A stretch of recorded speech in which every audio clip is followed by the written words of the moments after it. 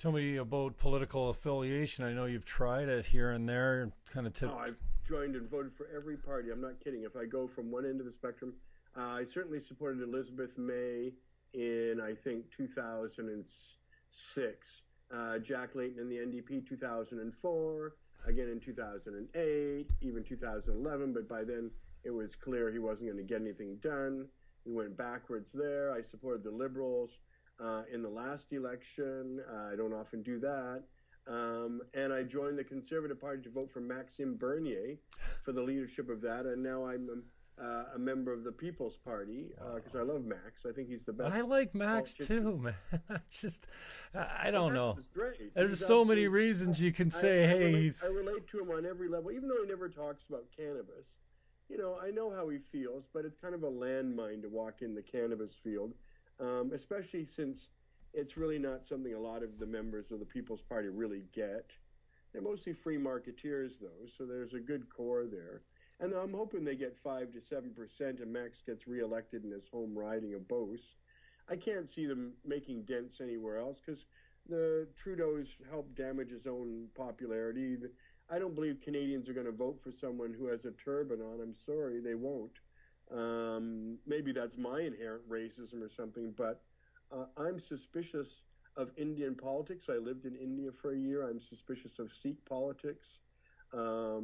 And I don't think he relates to the Canadian ordinary person. His slick suits, his lawyer background, his Sikh background, to me, is not something I can relate to. And I don't think Canadians are going to relate to it. And I think the NDP is going to do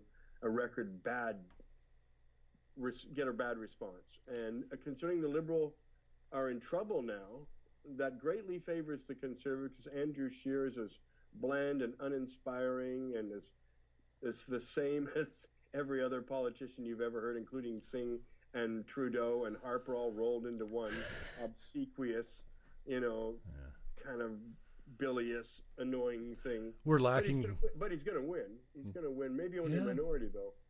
So we'll see what that produces. Well, and I'm glad you said that, too. There's something to be said about minority governments. And did you ever get behind the proportional representation movement for Fair Vote Canada or anything like that? Generally, I'm like most libertarian anarchistic types, is that I don't even believe in voting as a concept. I don't believe my vote, or rather my life, should be voted on. And so all these people voting for this representative every 4 years and giving them carte blanche to impose all these horrible laws on me, it goes against my nature, but I also want to engage in our political system because we don't have any alternatives. So when you say, do I favor proportional representation? Yeah, if everybody who got over 2% was represented, I'd find that fair because then libertarians would get elected enough to have some representatives, and pot people probably as well.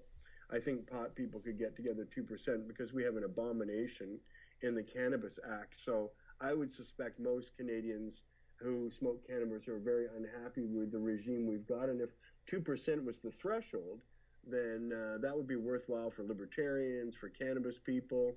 Hell, you could get a whole bunch of fringe parties with representation. And then we'd really see some fun, right? Because you'd still get those mainstream parties with their 20-25%, but you'd probably have 10 smaller parties between 2 and 5%, and that would be so much fun.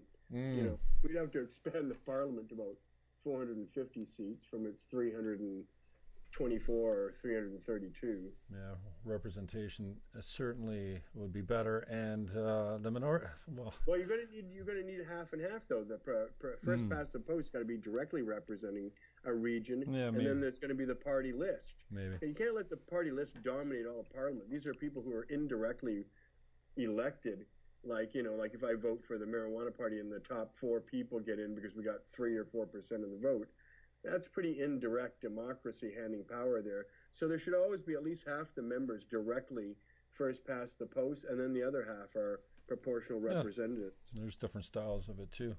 Yeah, like so that everybody who gets over 2% is represented, but you're still going to need that direct accountability.